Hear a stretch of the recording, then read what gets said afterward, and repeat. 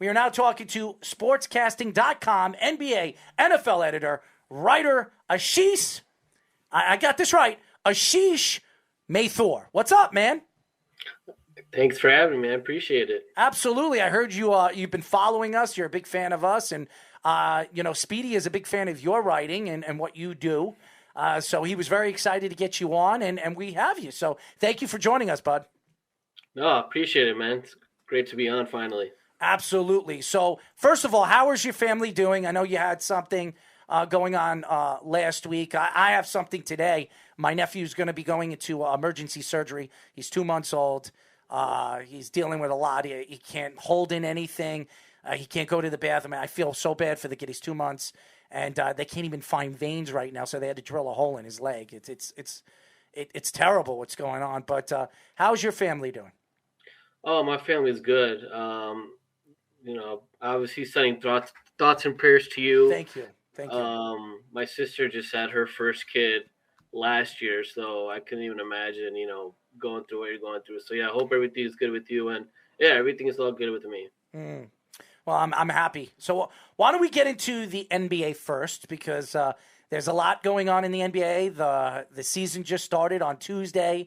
A lot of people are excited. So being that we're here in New York, the New York Knicks yesterday had an unbelievable game. For a first game of the season in Madison Square Garden, and I watched it over, I didn't realize how crazy the game was. I watched the fourth quarter. The Knicks were up by 11 with 3 minutes and 24 seconds left of the game. You would think the game is over, the way the Knicks have played defense, and they were ranked top 5 in almost every single defensive category last year. And then yesterday, laid up a dud defensively. Tom Thibodeau, as happy as he should be after winning a game against the Celtics in double overtime, he wasn't happy, but he was happy that he got the win.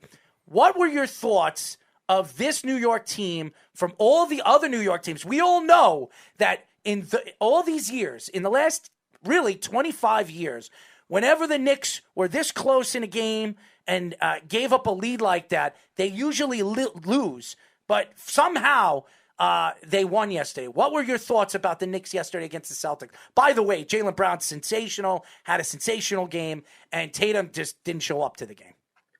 I mean, what an incredible game. I watched it from start to finish with my pops. It was just unbelievable. I was going to say that the Knicks might want to send Jason Tatum a care package. If he even plays up to half of his potential, the Boston's easily winning that game. But, that game should not have gone to overtime. Should have won in regulation. Evan Fournier kind of made a mistake when he doubled Tatum when he fell. And then Kemba made a mistake, leaving Marcus Smart open on the last play regulation. But, like you said, the old Knicks teams, they probably would have gotten down on themselves. But that's not going to happen, with the Tom Thibodeau team. I live in Chicago. I covered the Bulls, so very familiar with him and Taj Gibson and Derrick Rose and some of the assistants around the team. So I know he's a very mentally tough guy. And this Knicks team is going to be really fun to watch. A lot of the experts says, they're going to decline because of the loss of Reggie Bullock and Elfrid Payton. I couldn't disagree anymore. I think Elfrid Payton is one of the worst players in the league, with all due respect. And I think Evan Fournier, as you proved yesterday, he could be your second or third leading scorer behind Julius Randle. He caught fire there in the overtime period. So I think this Knicks team is going to be they won't be a surprise because, they surprised everybody last year. So they're going to have some expectations this year. But I look for them to make the playoffs again. They got to get their defense shored up. But as long as Tom Thibodeau is running that team, they're going to be competitive all year long. So I know you're a big Derrick Rose fan, being a Bulls fan, but also even after he left the Bulls, kind of advocating for him still being a top point guard. Obviously not what he used to be after all the injuries, but still, what do you think his ceiling could be throughout the rest of his career in terms of the longevity, whether he's with the Knicks or not, but also with the Knicks this season? What do you think his ceiling could be in terms of contributing in this late in his career?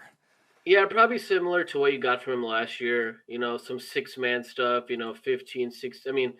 He struggled yesterday, but I was surprised that he only got like 17 minutes. I don't know if that's because it was the first game of the season and they want to, conserve his legs, or he played like 35 minutes in the last preseason game. Classic Tibbs. Yeah, I think he'll be a good 6-man. He hit the, game-stealing bucket yesterday because Kemba was struggling and, they didn't want to play him in second overtime. So, yeah, I think it was a good move to re-sign him. And, he's basically an extension of Thibodeau on the court.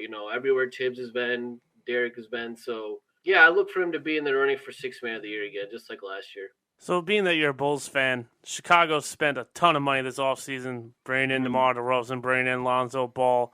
I mean, you lost Lauri Markkanen, which, I guess he just didn't fit there anymore. But do you expect the Bulls to – everyone kind of has them in this not elite class in the East, but kind of like that 5 to 7 or 8 probably ceiling. Do you think they're going to exceed that, or they are what they are? Are they a championship caliber team? Oh, they're definitely not championship caliber, that's for sure. Well, I knew. I was just being polite. Yeah. No, I think they're going to be right there with the Knicks, 4 or 5 seed. They have the talent to do well. I think the two things I'm concerned about is their defense and their lack of postseason experience. DeRozan is really the only guy who has been in the playoffs. Zach LaVine's ever been in the playoffs. Lonzo Ball's ever been in the playoffs. Vucevic has played in, I think, like 4 or 5 playoff games.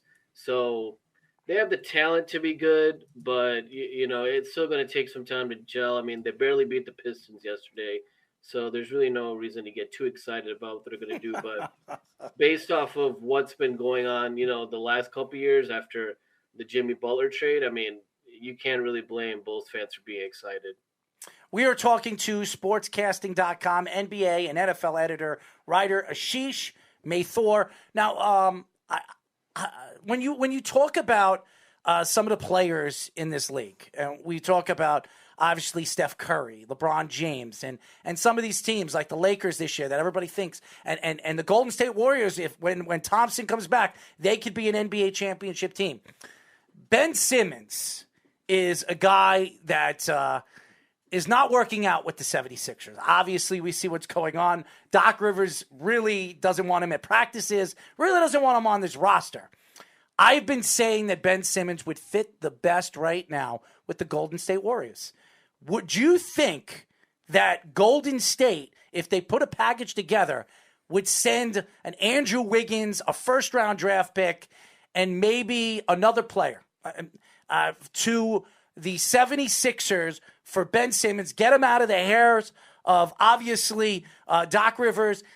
Andrew Wiggins is making a lot of money. I don't think he's making $189 million, but he's making like 100. What is it? 100, like 21 a season or something like that. Yeah, he's making like 130. So maybe you could get another player that can match that contract and the first-round draft pick, one of the first-round draft picks that they have in the next couple of years. Do you think that would be a great move for the Golden State Warriors and put them up with the Lakers? I know they beat the Lakers game 1. I don't think that this is going to be the Lakers team as we move forward. This team's going to be a lot better when these guys figure things out as a team. Yeah, you can't expect Westbrook to look like a G League player every night. he looked awful. So yeah, they'll get better. The thing with Simmons and the Warriors is I don't think you can have him and Draymond Green on the floor at the same time because neither of them can shoot. Neither of them can space the floor. So that's going to compromise Steph Curry's shooting ability. Whenever Klay Thompson gets back, his shooting ability. So I personally don't feel like that's a good fit for Simmons. Maybe trade Draymond Green. Maybe trade him. Ben Simmons is a younger, better defensive player than Draymond Green. Yeah, that would probably be the only way to do it, but I just can't see Steph and Klay or even Steve Kerr signing off on something like that because he is the clear heart and soul of that team, even though I completely agree. Ben Simmons, for all his flaws on offense, and believe me, there's a ton of them. I've never been a big fan of his, but, you can't teach all NBA defense. You can't teach, playmaking, passing, being a terror in the open court. So I agree. He'd be a good fit with the Warriors, but I just don't see him and Draymond Green working well together, and then I also don't see the Warriors parting ways with Draymond. So with Ben Simmons, do you still think that the Sixers could get something of, I'm not saying necessarily a superstar or star player, but something of impact for them that could help them this year back? And also with him out, whether he holds out, gets suspended, gets traded, what do you think the Sixers' ceiling in terms of where they're finished in the Eastern Conference is? Is it going to be dropping significantly? Or do you think maybe it's something that could be a rallying point and they could still be a top team? Yeah, I mean, they look pretty good without him in the first game. I mean, you could see like how much space there was on the floor for Embiid to operate with. I mean, he looked like a completely different player. I personally think Ben Simmons' value it just keeps going down the drain. Every report that comes out from Woj or Shams just makes him look like a big baby. So I don't know what's going to happen with him. I mean, he's faking a back injury now. He's not mentally ready to play. Like, this is just a complete disaster for the Sixers. And you had Daryl Morey come out today saying, "Oh, I saw that. Yeah, I'll wait 4 years to trade Ben Simmons if I have to." No, that's a lie. That's you're paying him $180-something million. You're not waiting 3 years to sit on Ben Simmons' contract. That is the most ridiculous statement anybody could say, an owner, a GM, or anybody. Well, we know Daryl Morey's egregiously optimistic at times, too. Yeah. Look how he handled James Harden. He traded him in, 2 to 3 days? Yeah, I mean, I was going to say, like, Daryl Morey must be like an idiot. I mean, he could have had James Harden last year, but he didn't want to give up Ben Simmons. So it's going to be really interesting to see how this plays. I think the Sixers as a team are pretty much done with him. I mean, Joel Embiid said that doesn't care about him anymore. The team looked really good without Tyrese Maxey. It looks like the floor general that they need, somebody who can actually shoot. But yeah, I'm going to be really curious to see what happens with Ben Simmons. I mean, there's talk that this situation could completely change, the collective bargaining agreement, because he hypothetically could sit out the whole year if he really wanted to. He's not. If he doesn't get traded. I mean, yeah, it's pretty doubtful, but either it's Kyrie. Trust me, Kyrie will figure a way to come back. Yeah, I mean that's another really interesting topic too. But yeah, I think Ben Simmons' value is completely gone. I mean, they're not going to get a Damian Lillard or anybody like impactful. I mean, I feel like the best player they could get is maybe John Wall, and he's past his prime, so we'll see what happens. I will say this: if they once the Nets go 0-3 or 0-4 or they're 1-5, you will hear the name Kyrie Irving being brought up, and you're going to see Kevin Durant and James Harden at his doorstop saying, "Please, please take that vaccine. We need you." You know what's funny is Ben Simmons for Kyrie Irving works in ESPN Trade Machine, so you could do that. I mean, I think Kyrie would retire. I'm not. If I'm Brooklyn, I don't want that trade at all. Well, Kyrie's a better player. Yeah, neither do I. I'm just saying, Oh, no, Kyrie's less of a headache. Yeah, that's true. What are you going to do when Kevin Durant says, "What the hell are you doing?" And what's he going to do? Sit out and go home and cry like a girl? That's no. Yeah, I completely agree. I was just did you watch the first game? No, I did not. Did you? I watched the first game. Ashish, I know you watched the first game with the Nets. What is their weakness? Their rebounding and their defense. What does Ben Simmons bring to the table? Defense and rebounding, something that the Nets do not have, and they're not going to compete with Milwaukee. They're definitely not going to compete with the Knicks, with Robinson and Nerlens Noel when they come back. Miami, they have no chance. Miami's the best team of these. I don't think they are. But I think so. I don't. But they're not going to be able to compete with those teams. They're going to have so many problems for offensive rebounding. I'm not going to depend on these old guys that they have over there. Ben Simmons would be, I think, a great fit for the Nets, but Kyrie Irving, you're going to have to give up more than just Ben Simmons for Kyrie Irving. I mean, Kyrie Irving is one of the top 10 players in the league right now. He's going to change that net team. When he goes there, if he ever goes back, the Nets are going to be a completely different team when he's on the court. Yeah, I mean, if Kyrie somehow does play, I think the Nets easily win the championship. I mean, barring, injuries, obviously. But I mean, the guy, I don't think he's getting the vaccine. And I don't think the NBA is going to give him the religious, reason to not get it. So, I mean, as of today, he might sit out the whole season.